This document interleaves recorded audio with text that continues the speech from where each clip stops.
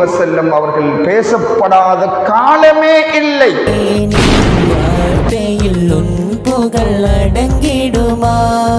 மரணித்த பின் நம்மை கபரு குழிக்குள் வைப்பதற்காக வேண்டி தூக்கி கொண்டு வரப்படுகின்ற நம்முடைய பூத உடல் வைக்க வேண்டிய இடம் பெருமானா ஸல்லல்லாஹு அலைஹி வஸல்லம் அவர்கள் சொல்லித் தந்த இடம்.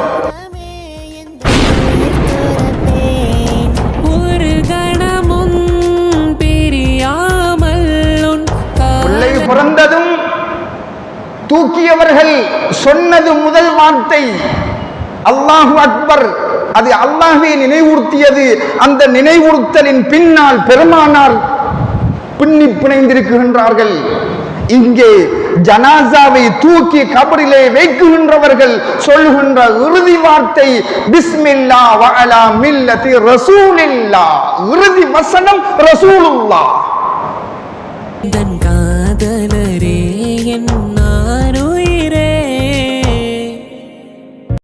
அஸ்ஸலாமு அலைக்கும் வரஹ்மத்துல்லாஹி தஆலா வ பரகாத்துஹு. பிஸ்மில்லாஹிர் ரஹ்மானிர் ரஹீம். அல்ஹம்துலில்லாஹி ரப்பில் ஆலமீன். வஸ்ஸலாத்து வஸ்ஸலாமு அலா அஷ்ரஃபில் அன்பியாஇ வல் முர்ஸலீன் வ அலா ஆலிஹி வ ஸஹ்பிஹி அஜ்மஈன். அம்மா பஅத்.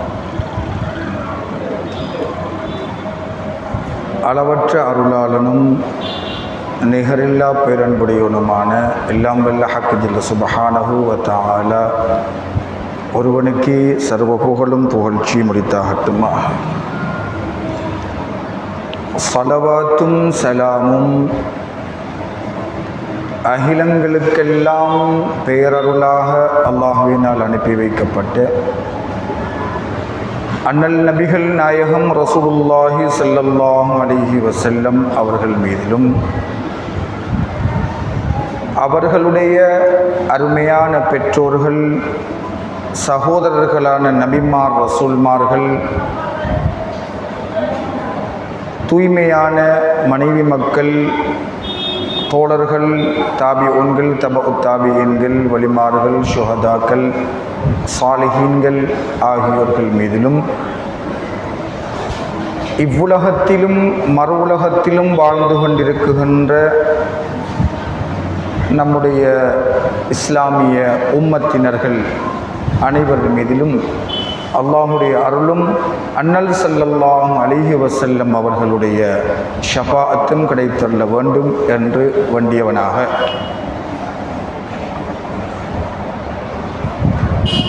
வருடத்தில் ஒவ்வொரு முறையும் ரமலான் மாதம் வருகின்ற பொழுதெல்லாம் எங்களுடைய கவனம் கூடுதலாக அல் குர்ஆனை நோக்கி கொண்டிருக்கும். அல் குர்ஆன் பற்றி பேசிக்கொண்டே இருப்போம். அதிகமாக அல் குர்ஆனை ஓத வேண்டும் என்று வலியுறுத்துவோம். எல்லா பேச்சாளர்களும் எல்லா எழுத்தாளர்களும் ஊடகங்கள் அத்துணையும் நோன்பு குர்ஆன் என்று படித்து திரும்ப கூறிய விஷயங்களைத்தான் கூறிக்கொண்டே இருக்கும். புதிதாக ஒன்றும் வருவதற்கு இல்லை. புதிதாக எம்மால் ஒன்றையும் உருவாக்கவும் முடியாது. அதனால் கூறியதை திரும்ப கூறி காலத்தை கழித்து கொண்டிருப்போம். அதேபோல் அதற்காக மற்ற ஏனைய மாதங்களில் குர்ஆனை ஓதாதவர்கள் இல்லாமல் இல்லை. குர்ஆன் பற்றி கருத்துக்கள் வெளிப்படுத்தாதவர்கள் இல்லாமல் இல்லை. எல்லா காலங்களிலும் குர்ஆனுக்கு முக்கியத்துவம் கொடுக்கப்பட்ட போதிலும் ரமலானுடைய மாதத்தில் அது குர்ஆன் இறங்கிய மாதம், குர்ஆன் வந்த மாதம் என்றதொரு காரணத்திற்காக அதற்கு கூடுதல் கவனம் செலுத்தப்படுகிறது.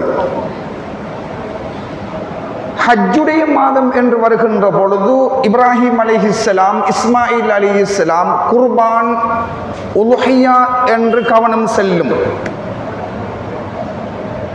இப்ராஹிம் அலைஹிஸ்ஸலாத்துடைய வஸ்ஸலாம் அவர்களுடைய குடும்பத்துடைய தியாகத்திற்கு முன்னுரிமை அளிக்கப்படும். அதற்காக இப்ராஹிம் அலைஹிஸ்ஸலாம் அவர்கள் பற்றிய கருத்து, இஸ்மாயில் அலைஹிஸ்ஸலாம் அவர்கள் பற்றிய தியாகம், அந்த குடும்பம் செய்த அந்த வேலைகள் ஹஜ் மாதத்தோடு நின்று விடுவது கிடையாது. எல்லா மாதங்களிலும் ஒவ்வொரு நாளும் உம்ராவுக்கு செல்கின்ற மக்கள் ஒரு 24 மணித்தியாலமும் காபத்துல்லா தவாப் செய்யப்பட்டு கொண்டே இருக்கிறது. 24 மணித்தியாலமும் குர்ஆன் ஓதிக்கொண்டிருப்பது போல 24 மணித்தியாலமும் தொடர்ச்சியாக குர்ஆன் ஓதப்பட்டு கொண்டே இருக்கிறது இந்த உலகத்தில் யாராவது ஒருவரால். அப்படி இருந்தும் குர்ஆன் இறங்கின மாதம் என்றொன்று வருகின்ற பொழுது கவனம் கூடுதலாக அதன் பக்கம் செலுத்தப்படுகிறது.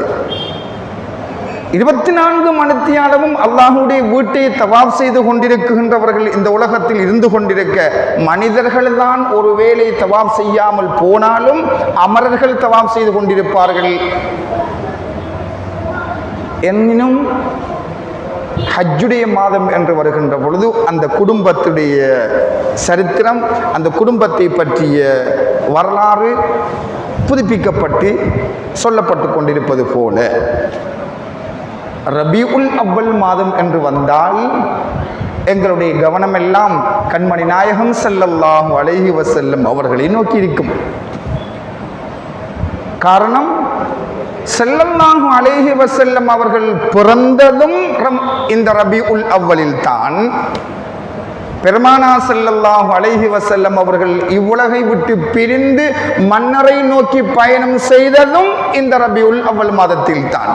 அவர்களுடைய பிறப்பும் இறப்பும், அவர்கள் இந்த பூமியில் பிறந்ததும் இந்த பூமிக்கு பிரியா வீடை கொடுத்ததும் இரண்டும் ஸல்லல்லாஹு அலைஹி வஸல்லம் அவர்களுக்கு இந்த ரபியுல் அவ்வல் மாதத்தில் நிகழ்ந்திருக்கின்ற காரணத்தினால் காலாகாலமாக,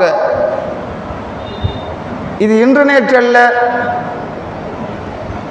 இஸ்லாமிய உம்மத் இந்த ரபியுல் அவ்வல் மாதத்தில் நாயகம் ஸல்லல்லாஹு அலைஹி வஸல்லம் அவர்களை பற்றி ஏதோ ஒரு வகையில் அவர்களால் முடிந்த அமைப்புகளில் ஸல்லல்லாஹு அலைஹி வஸல்லம் அவர்கள் பற்றி பேசிக்கொண்டே இருக்கின்றார்கள். குர்ஆன் நமக்கென்று இறக்கப்பட்ட போதிலும், அது நமக்குரிய வேதம், அது இறுதி வேதம் என்ற போதிலும் எல்லா வேதங்களிலும் குர்ஆன் பற்றிய கதை உள்ளது.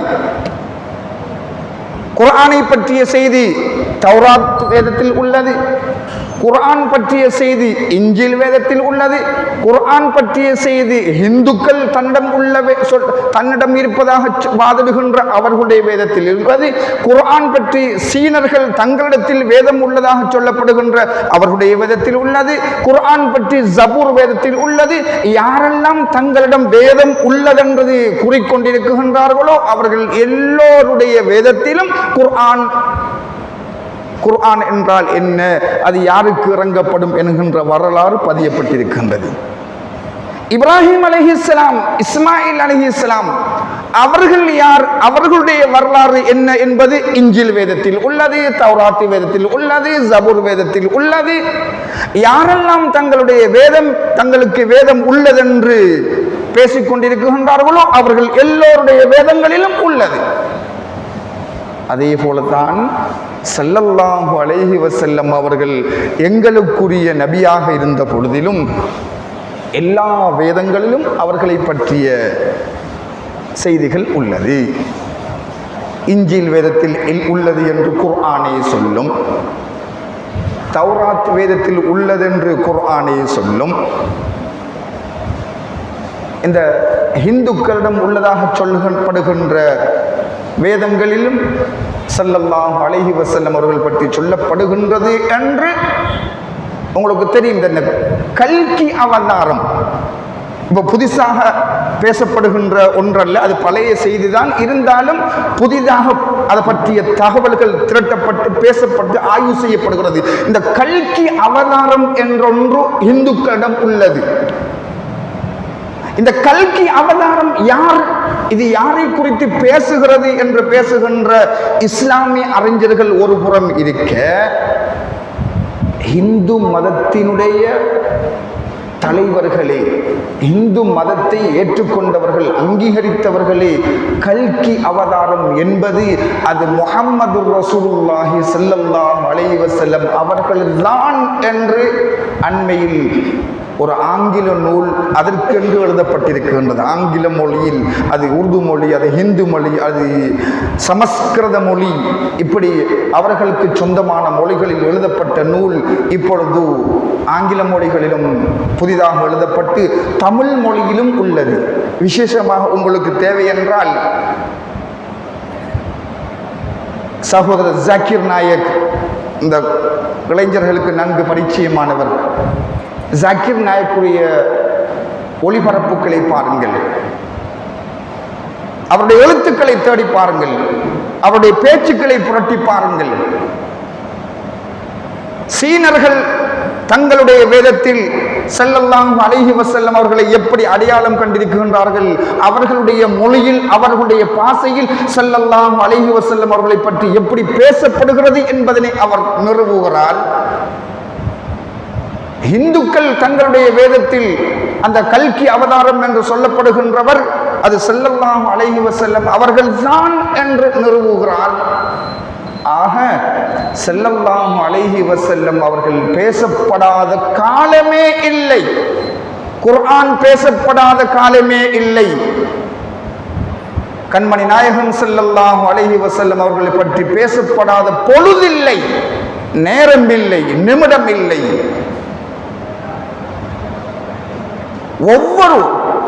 ஒவ்வொரு செயல்பாட்டினுடைய பின்னணியிலும் பெருமானா ஸல்லல்லாஹு அலைஹி வஸல்லம் அவர்கள் எங்களுக்கு இருந்து கொண்டே இருப்பார்கள். அண்மையில் ஓரிரு தினங்களுக்கு முன் இந்த பிரதேசத்தை சேர்ந்த ஒரு சகோதரர் தான் நம்முடைய சகோதரர் இம்தியாஸ். அவர் தன்னுடைய முகநூலில் நாயகம் ஸல்லல்லாஹு அலைஹி வஸல்லம் அவர்களுடைய நினைவு, அவர்களுடைய வழிகாட்டல், விழிப்பிலிருந்து உறக்கம் வரை ஒரு மனிதன் கண் விழித்ததிலிருந்து கண் உறங்கச் செல்லுகின்ற சகல நேரங்களிலும் எங்களுக்கு ஸல்லல்லாஹு அலைஹி வஸல்லம் அவர்களுடைய வழிகாட்டல் உள்ளது என்று எழுதியிருந்தார். உண்மைதான். அதைவிட ஒரு படி மேலே சென்று பிறப்பில் இருந்து இறப்பு வரை மட்டுமல்ல, இறந்த பின்னும், பிறப்புக்கு முன்னும், பிறப்புக்கு பின்னும், இறப்புக்கு பின்னும், முக்காலத்திலும் முஹம்மது ரசூலுல்லாஹி ஸல்லல்லாஹு அலைஹி வஸல்லம் அவர்கள்தான் பேசுபொருள், அவர்கள்தான் பேசுபொருள். இறைவனுடைய பேசுபொருள் இறை தூதர் ஸல்லல்லாஹு அலைஹி வஸல்லம் அவர்கள். இறைவனுடைய சிந்தனை இறை தூதர் ஸல்லல்லாஹு அலைஹி வஸல்லம் அவர்கள். இறைவனுடைய திக்ர் ஸல்லல்லாஹு அலைஹி வஸல்லம் அவர்கள். பிறப்புக்கு முன் பேசப்பட்டார்கள். இந்த உலகத்தில் முஸ்லிம் என்று ஒரு பிள்ளை பிறக்குமாக இருந்தால், புதிதாக ஒரு பிள்ளை தன்னுடைய தாயுடைய வயிற்றிலிருந்து வெளிப்படுமாக இருந்தால், அந்த பிள்ளைக்கு தன்னுடைய பெற்றோர்கள் செய்ய வேண்டிய முதல் விடயம் பெருமானா ஸல்லல்லாஹு அலைஹி வஸல்லம் அவர்களுடைய சுன்னாவை நினைவுறுத்துவதுதான் முதல் வேலை. என்ன செய்யறோம்? குழந்தை முந்தியெல்லாம் நாமெல்லாம், முந்தியெல்லாம்ங்கிறத நாமெல்லாம், இந்த பிள்ளைகள் உடனும் அந்த பிள்ளைகிற கதையை நமக்கு தெரியாது.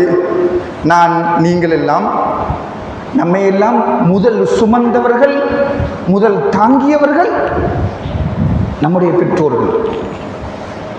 என்னுடைய உம்மாட உம்மா அந்த தாயுடைய கருவறையிலிருந்து வெளியானதும் அந்த குழந்தையை முதல் தாங்குகின்றவர் நல்லவராக இருக்க வேண்டும் என்ற ஒரு எண்ணம் எங்களில் ஊறிப்போயிருந்தது. என்ற பேரப்பிள்ளையை நான் தான் முதல் தாங்கணும், என்ற பிள்ளையை நான் தான் முதல் தாங்கணும், நான் தான் முதல் தாங்கணும் என்று முதியவர்களை, பக்குவம் உள்ளவர்களை, முதியவர்கள் மட்டுமல்ல பக்குவம் உள்ளவர்களை, ஒழுக்கம் நிறைந்தவர்களை, பண்பாடு உள்ளவர்களை, மார்க்க விழுமியங்களை முழுமையாக பின்பற்றுகின்றவர்களை அவர்களிடம் ஒப்படைப்பார்கள். பிள்ளை வெளியே வந்த தூக்கி அந்த தாயிடம் கொடுத்ததும் அந்த தாய், அந்த பெண் வலது காதில் அதானும் இடது காதில் இகாமத்தும் சொல்லப்படும். இது ஒரு குழந்தைக்கு முதல் செய்கின்ற வேலை. இன்று எந்த குழந்தைக்கு அல்லாஹ் சொல்ல பிறந்தவுடன் செய்யப்படுகின்றதா என்றால் இல்லை என்றுதான் சொல்ல வேண்டும். பல கைகள் கடந்து, பல கரங்கள் கடந்து வந்து பின்னர் நம்மிடம் ஒப்படைக்கப்படுகின்ற பொழுது பெற்றோர்கள் செய்யலாம், செய்யாமல் விடலாம் என்பது ஒரு புறம் இருக்க, செய்ய தேவையில்லை என்ற நிலைப்பாடு வந்துவிட்டது என்று. அதெல்லாம் தேவையில்லை. பாங்கு சொல்ல தேவையில்லை, இக்காமத்து சொல்ல தேவையில்லை. பிறந்த உடனே பிள்ளைக்கு பாங்கு சொல்ற காதல் வழக்காதில் ஊதுறது, இடது காலில் இடக்காது ஊதுறதெல்லாம் இதெல்லாம் மார்க்கம் கிடையாது. பிறந்த உடனேயே மார்க்கத்தில் இருந்து இடைவெளி ஏற்படுத்தப்படுகிறது. நமக்கெல்லாம் பிள்ளை பிறந்ததும் முதல் ஞாபகப்படுத்தியது அல்லாஹு அக்பர் அல்லாஹு அக்பர் என்று சொல்லுகின்ற இறை சிந்தனை இறைவனாக இருந்தாலும் அந்த சிந்தனைக்கு வழிவிட்டவர்கள் பெருமானார் ஸல்லல்லாஹு அலைஹி வஸல்லம் அவர்கள். பாங்கு சொல்வது என்பது அல்லாஹுடைய நினைவூட்டலாக இருந்தாலும் பாங்கை சொல்லுங்கள் என்று சொன்னது பெருமானார் ஸல்லல்லாஹு அலைஹி வஸல்லம் என்றால், ஒரு குழந்தை முதலாக கிடைத்ததும் அங்கே பாங்கின் வடிவத்தில் நினைவூட்டப்படுகின்றார்கள் பெருமானார் ஸல்லல்லாஹு அலைஹி வஸல்லம் அவர்கள். இப்ப பிறந்த உடனே அதிலிருந்து பிள்ளைக்கு தூரப்படுத்தப்படுகிறது. அதற்கடுத்தா போல் அந்த குழந்தைக்கு தஹ்னீக் என்று ஒரு அமல் இருக்கின்றது. யாருனான அது தாய் செய்யலாம், தகப்பன் செய்யலாம், அல்லது நல்ல பக்குவம் உள்ள யாரும் செய்யலாம். அந்த குழந்தைக்கு தேனை தொட்டு முரசில் வைப்பது அல்லது நாக்கில் வைப்பது முதல் ஆகாரம். அந்த தாய்க்கு அந்த பிள்ளைக்கு கொடுக்கப்பட வேண்டிய முதல் ஆகாரம் தாயினுடைய பால் அல்ல, அது இரண்டாம் கட்டம். பிள்ளை பிறந்ததும் தாயிடம் இருந்து சுரக்குகின்ற பால் என்பது ஒரு பிள்ளைக்கு மிக முக்கியம் என்று அறிவியல் அதை ஊர்ஜிதப்படுத்துகின்றது, வலியுறுத்துகின்றது. பிள்ளைக்கு தாய்ப்பால் ஊட்டுங்கள். அதிலும் விசேஷமாக பிள்ளை பிறந்ததும் தாயுடைய மார்பகங்களில் இருந்து சுரக்குகின்ற அந்த சுரப்பி, அந்த பால் அதிசய சக்தி வாய்ந்த, உடல் வலிமை மிக்க, அது பெரும் நோய்களுக்கு தடுப்பு சக்தியாக அது நிற்கின்றது என்பதை கண்டுபிடித்திருக்கின்றார்கள் என்று. அதே போல குழந்தைக்கு தேனை தொட்டு அல்லது ஏதாவது ஒரு பேச்சம்பழம் என்று சொல்லலாம், பேச்சம்பழத்தில் ஒரு துண்டை எடுத்தாவது கசக்கி விட்டு அந்த குழந்தைக்கு ஊட்ட வேண்டும். அது தஹ்னீக். இது இல்லாமல் போய்விட்டது. இப்படி பிள்ளை பிறந்தது முதல் ஸல்லல்லாஹு அலைஹி வஸல்லம் அவருடைய சுன்னா நடைமுறைப்படுத்தப்பட்டு நாம் வாழ்ந்து மரணிக்கலாம், அல்லது வாழாமல் மரணிக்கலாம், பிறந்ததும் மரணிக்கலாம், பிறந்து பல்லாண்டுகள் கழித்து மரணிக்கலாம். மரணித்த பின் நம்மை கபரு குழிக்குள் வைப்பதற்காக வேண்டி தூக்கி கொண்டு வரப்படுகின்ற நம்முடைய பூத உடல் வைக்க வேண்டிய இடம் பெருமானார் ஸல்லல்லாஹு அலைஹி வஸல்லம் அவர்கள் சொல்லித்தந்த இடம். நினைத்த இடத்திலெல்லாம் மையத்தை கொண்டு வைக்க முடியாது. கபரில் எந்த இடத்தில் கொண்டு வைப்பது? கபருடைய தலைமாட்டில் வைப்பதா அல்லது கபருடைய வலப்பக்கத்தில் இடப்பக்கத்தில் வைப்பதா? கிடையவே கிடையாது. ஸல்லல்லாஹு அலைஹி வஸல்லம் அவர்கள் சொல்லுவார்கள், அந்த கபருடைய கால்மாட்டில் ஜனாசா கொண்டு வைக்கப்பட வேண்டும். கபருடைய கால்மாட்டில் ஜனாசா கொண்டு வைக்கப்பட்டு கபருக்குள் மையத்துடைய தலை முன் செல்ல வேண்டும். அங்கிருந்து உருவப்படுகின்ற பொழுது மையத்தை கபருக்குள் வைப்பதற்காக வந்து சந்தூக்கில் இருந்து தூக்கி எடுத்து உள்ளே ஒப்படைக்கப்படுகின்ற பொழுது ஜனாசாவுடைய தலை முன்னுக்கு வர வேண்டும். அதனால் ஜனாசா கபரினுடைய கால்மாட்டில் எடுக்கப்பட்டு ஜனாசாவை தூக்கி கபருக்குள் வைக்குகின்ற பொழுது பிஸ்மில்லாஹ் வ அலா மில்லத்தி ரசூலில்லாஹ் இறுதி வார்த்தை, அந்த மையத்தை வைக்கின்றவர் சொல்கின்ற வார்த்தை. பிள்ளை பிறந்ததும் தூக்கியவர்கள் சொன்னது முதல் வார்த்தை அல்லாஹு அக்பர். அது அல்லாஹ்வை நினைவுறுத்தியது. அந்த நினைவுறுத்தலின் பின்னால் பெருமானார் பின்னி பிணைந்திருக்கின்றார்கள். இங்கே ஜனாசாவை தூக்கி கபரிலே வைக்குகின்றவர்கள் சொல்லுகின்ற இறுதி வார்த்தை பிஸ்மில்லாஹ் வ அலா மில்லத்தி ரசூலில்லாஹ். இறுதி வசனம் ரசூலுல்லாஹ். இந்த உலக வாழ்க்கை முடியுது. உள்ள வச்சு மண்ணை போட்டு எல்லாரும் நம்ம போயிடுவோம். நண்டு துவா ஓதுவோம், ஓதாம போவோம். போனதுக்கு பிறகு மலக்குமார்கள் வந்து எழுப்பாட்டி அவருடைய கேள்வி கணக்கு இருக்கிறது.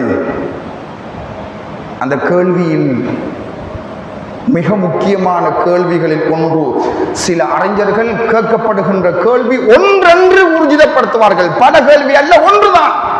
சிலர்கள் பலது என்று சொல்வார்கள். எப்படி வேண்டும் என்றாலும் வைத்துக் கொள்ளுங்கள். பலதாக இருக்கலாம் அல்லது ஒன்றாக இருக்கலாம்.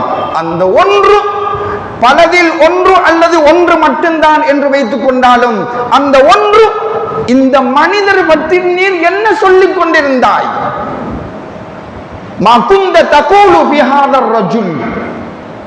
இந்த ஒரு மனிதரை காண்பித்து, ஒருவரை காண்பித்து, இவரை பற்றி நீ என்ன நினைத்துக் கொண்டிருந்தாய்? யார் அவர்? அதுதான் முஹம்மது ரசூலுல்லாஹி ஸல்லல்லாஹு அலைஹி வஸல்லம். கபரிலும் காட்டப்பட்டு, கபரில் காட்டப்பட்ட பின் அடையாளப்படுத்தினால் மட்டும்தான் அந்த கபருடைய வாழ்வு அவருக்கு பிரகாசம் அளிக்குமே தவிர, அடையாளப்படுத்த தவறினால் அடையாளப்படுத்துவதற்குரிய ஏற்பாடு அங்கு எமக்கு அல்லாஹ்வினால் வழங்கப்படவில்லை என்றால் இதெல்லாம் பாடமாக்கிட்டு போறலையே. கண்டவுடனே சொல்லணும், கண்டவுடனே சொல்லணும் என்றால் எந்த அளவுக்கு நாம் அவர் மீது மஹப்பத் இருக்கணும், எந்த அளவு நாம் அவரை பின்பற்றிக்க வேண்டும், எந்த அளவு நாம் அவரில் மூழ்கி அழிந்து போயிருக்க வேண்டும். காணாத ஒருவரை, காணாத ஒருவரா இல்ல, கண்டவங்க தான். மறந்து போயிருக்கிறோம், மறந்துட்டோம். நடந்த சம்பவம் மறந்துட்டு நமக்கெல்லாம். ஆக ஸல்லல்லாஹு அலைஹி வஸல்லம் அவர்கள் கபரில் பேசப்படுகின்ற பொருள். பிறப்பதற்கு முன் பேசப்பட்டார்கள், பிறந்ததும் பேசப்படுகிறார்கள், இறந்ததும் பேசப்படுகிறார்கள், மறு உலகம் நோக்கி பயணித்த பின் பேசப்படுகிறார்கள். பின்னர் மஹ்ஷர் மைதானம் என்று ஒன்று உள்ளது என்று நாங்கள் நம்பி இருக்கின்றோம். விசாரணை. நீ தொழாமை இரு, நீ என்ன வேணாலும் செய், என்ன வேண்டாலும் செய்யாம இரு. எல்லோரும் எழுப்பாட்டப்பட்டு நபிமார்கள் உட்பட எல்லோரும் மஹ்ஷர் மைதானத்திலே கேள்வி கணக்குக்காக வேண்டி நாங்கள் எல்லோரும் ஒன்று திரண்டிருக்கின்ற பொழுது விசாரணை ஆரம்பிக்கப்படாமல் காலம் கடந்து சென்று கொண்டிருக்கும். விசாரணை ஆரம்பிக்கப்படுவதில்லையா தெரிவதில்லை. விசாரணை இன்னும் துவங்கவில்லை. எவ்வளவு காலத்துக்கு காத்துக்கிட்டு இருக்கிற, எவ்வளவு நாளைக்கு காத்துக்கிட்டு இருக்கிற? விசாரணை துவங்கப்பட வேண்டும் என்றால், நீ தொழுதியா தொழலியா என்று கேட்கப்பட வேண்டும் என்றால், நீ படித்ததன் பிரகாரம் அமல் செய்தியா அமல் செய்யலியா என்று விசாரிக்கப்பட வேண்டும் என்றால், உன்னுடைய பணத்தில் நீ உன்னுடைய தேவையான கடமைகளை நிறைவேற்றினாயா நிறைவேற்றவில்லையா என்று விசாரிக்க வேண்டும் என்றால், முஹம்மது ரசூலுல்லாஹி ஸல்லல்லாஹு அலைஹி வஸல்லம் அவர்கள் வாய் திறக்க வேண்டும். பெருமானா ஸல்லல்லாஹு அலைஹி வஸல்லம் அவர்கள் அல்லாஹ்விடம் கேட்க வேண்டும், இறைவா உன்னுடைய விசாரணையை ஆரம்பித்து விடு என்று பெருமானா ஸல்லல்லாஹு அலைஹி வஸல்லம் அவர்கள் வாய் திறந்து பேசாத வரைக்கும் எவரிடமும் எந்த விசாரணையும் நிகழாது. அதன் பிறகுதான் சுவனமோ நரகமோ என்று தீர்க்கப்பளிக்கப்பட்டு கடைசியில் ஸல்லல்லாஹு அலைஹி வஸல்லம் அவர்கள் யாருடைய உள்ளத்தில் கடுகளவாவது அல்லாஹ்வை பற்றிய நம்பிக்கை இருக்குமோ, கடுகளவாவது, கடுகுண்டா மிக மிக சொற்ப அளவாவது யாருடைய உள்ளத்திலாவது கல்வில் அல்லாஹ் பற்றிய நம்பிக்கை இருக்கும் என்றால் அப்படியான அத்துணை நபர்களையும் ஸல்லல்லாஹு அலைஹி வஸல்லம் அவர்கள் நரகிலிருந்து வெளியேற்றி விட்டுத்தான் ஸல்லல்லாஹு அலைஹி வஸல்லம் அவர்கள் ஒவ்வொருத்தராக ஸல்லல்லாஹு அலைஹி வஸல்லம் அவர்கள் மன்றாடுவார்கள், இறைவா, யாருடைய கல்விலே கடுகளவாவது ஈமான் இருக்குமோ, அல்லாஹ் பற்றிய நம்பிக்கை இருக்குமோ, அவர்கள் எல்லோரையும் நாயகம் ஸல்லல்லாஹு அலைஹி வஸல்லம் அவர்கள் நரகத்திலிருந்து, நரகத்துக்கு சென்றிருந்தால், நரகத்துக்கு உரித்தானவராக இருந்திருந்தால் அவரையும் கூட அன்னர் ஸல்லல்லாஹு அலைஹி வஸல்லம் அவர்கள் வெளியேற்றி வைப்பார்கள் என்றுதான் பெருமானா ஸல்லல்லாஹு அலைஹி வஸல்லம் அவர்கள் பற்றிய இப்படி எல்லா காலங்களிலும் எல்லா கட்டங்களிலும் அந்த சகோதரர் இம்தியாஸ் அவர்கள் எழுதுவது போல என்ன துறையில் ஸல்லல்லாஹு அலைஹி வஸல்லம் அவர்கள் சம்பந்தப்படவில்லை? எந்த துறை? ஒரு துறையை காட்டுங்கள். ஒன்றுமே கிடையாது. ஆனால் எதையுமே நாங்கள் எடுத்து நடப்பது கிடையாது. இங்க விஷயம் அதுதான். எல்லா துறையிலும் எங்களுக்கு ஸல்லல்லாஹு அலைஹி வஸல்லம் அவருடைய வழிகாட்டல் உள்ளது. ஆனால் எந்த துறையையும் நாங்கள் பின்பற்றுவது கிடையாது. உதாரணத்துக்கு தூங்கணும். தூங்கணும் சொன்னா என்ன செய்யணும்? தூங்குவதற்கு ஆயத்தமாகுவதென்றால் எப்படி செய்ய வேண்டும் என்று ஸல்லல்லாஹு அலைஹி வஸல்லம் அவர்கள் சொல்லி தந்திருப்பார்கள். உது செய்ய வேண்டும், தூங்கும் முன் உது செய்ய வேண்டும், தொழுகை குழு செய்வது போன்று இந்த குழந்தைகளுக்கு கற்பித்துக் கொடுக்கப்பட வேண்டும், பெண்களுக்கு சொல்லப்பட வேண்டும். அது குளிப்பு கட்டாயமானவர்களாக இருக்கலாம், அல்லது யார் வேண்டுமாக இருந்தாலும் சரிதான். எல்லோரும் ஒது செய்ய வேண்டும், படுக்கையை உதற வேண்டும். படுக்கை இது ஸல்லல்லாஹு அலைஹி வஸல்லம் அவர்கள் சொல்லித் தருகின்ற ஒன்று. படுக்கையை உதற வேண்டும். படுக்கையில் உட்கார்ந்த பின் ஆயத்துல் குர்சி, குல் ஹுவல்லாஹு அஹத், குல் அஊது பிரப்பில் ஃபலக், குல் அஊது பிரப்பின் நாஸ் போன்ற அத்தியாயங்களை ஓத வேண்டும். ஓதி கையில் ஊத வேண்டும். ஊதி முதல் உறுப்பெல்லாம் தேய்க்க வேண்டும். வலப்பக்கம் சாய்ந்து வலக்கரத்தை கன்னத்தின் கீழ் வைத்து இந்த பக்கத்தில் கிபிலாவை முன்னோக்கி தூங்க வேண்டும். இது நபி வழி. நாயகம் ஸல்லல்லாஹு அலைஹி வஸல்லம் அவர்கள் சொல்லித் தந்த தூங்கும் விதம் யார் பின்பற்றுகின்றோம்? எத்தனை பேர் உது செய்கிறோம்? எத்தனை பேர் பெட்ஷீட்டை உதர்றோம்? அது எத்தனை பேர் உட்கார்ந்துக்கிட்டு குல் ஹுவல்லாஹு அஹத் ஆயத்துல் குர்சியை ஊதி கையில் ஊதி உடம்பெல்லாம் பூசுறோம்? எத்தனை பேருக்கு இப்படி தூங்கினா தூக்கம் வருது? நம்ம பெரும்பாலானவர்களுக்கு கூப்புறப்படுத்தான் தூக்கம் வருது. இல்லைன்னா தூக்கம் வராது. ஆக நாயகம் ஸல்லல்லாஹு அலைஹி வஸல்லம் அவர்கள் வெறுமனே ரபியுல் அவ்வல் மாதத்தில் மட்டும் பேசப்படுகின்றவர்கள் அல்ல, பேசப்பட வேண்டும் என்று சொல்கின்றவர்களும் நாங்கள் அல்ல, பேசி காலத்தை ஓட்டுகின்றவர்களும் அல்ல. எல்லா பொழுதிலும் எங்கள் நாயகம் ஸல்லல்லாஹு அலைஹி வஸல்லம் அவர்கள் நினைவுறுத்தப்பட வேண்டியவர்கள். இருந்த பொழுதிலும் இந்த ரபியுல் அவ்வல் மாதம் என்று வருகின்ற பொழுது கண்மணி நாயகம் ஸல்லல்லாஹு அலைஹி வஸல்லம் அவர்கள் பற்றிய செய்திகளை சற்று கூடுதலாக கவனம் செலுத்தி கூறிக்கொண்டிருக்கின்றோமே தவிர வேறில்லை. எனவே நாயகம் ஸல்லல்லாஹு அலைஹி வஸல்லம் அவர்களை ஈமான் கொண்டு அவர்களை பின்பற்றிய சமூகத்தில் எல்லோரையும் ஆக்கியல் புரிவாயாக. யா அல்லாஹ், எங்களையும் எங்களுடைய குழந்தைகளையும் மனைவி மக்களையும் எங்களுடைய இனத்தவர்களை நீ பாதுகாத்து எங்களுக்கு அருள் புரிவாயாக. கலிமாவோடு மரணிக்குகின்ற வாக்கியம் தருவாயாக. கபரிலே கண்மணி நாயகம் ஸல்லல்லாஹு அலைஹி வஸல்லம் அவர்களை கண்டதும் இது எங்களுடைய ரசூலுல்லாஹ் என்று சொல்லுகின்ற அந்த சந்தர்ப்பத்தை எங்கள் எல்லோருக்கும் தந்து எங்களுக்கு அருள் புரிவாயாக. எங்களுடைய பெற்றோருடைய கபர்களை சுவனத்து பூஞ்சோலிக ஆக்குவாயாக. புனித ஸ்தலமான பைத்துல் முகத்தஸை பாதுகாப்பாயாக. அந்த தலத்திற்காக போராடுகின்ற போராளிகளை நீ பொருந்திக் கொள்வாயாக. அங்கு பசியாலும் பட்டினியாலும் வாடுகின்ற அந்த குழந்தைகளை நீ பாதுகாப்பாயாக. போசாக்கின்றி அங்கே மரணத்தை தழுவிக்கொண்டிருக்கின்ற அந்த குழந்தைகளை நீ பொருந்திக் கொள்வாயாக. அவர்களுக்காக குறைந்தபட்சம் துஆவாது செய்யக்கூடிய சந்தர்ப்பத்தை எங்களுக்கு வழங்கி எங்களுக்கு அருள் புரிவாயாக. ஆமீன் ஆமீன். வஆகிரு தஅவானா அனில் ஹம்துலில்லாஹி ரப்பில் ஆலமீன். வஸ்ஸலாமு அலைக்கும் வரஹ்மத்துல்லாஹி வபரகாத்துஹு.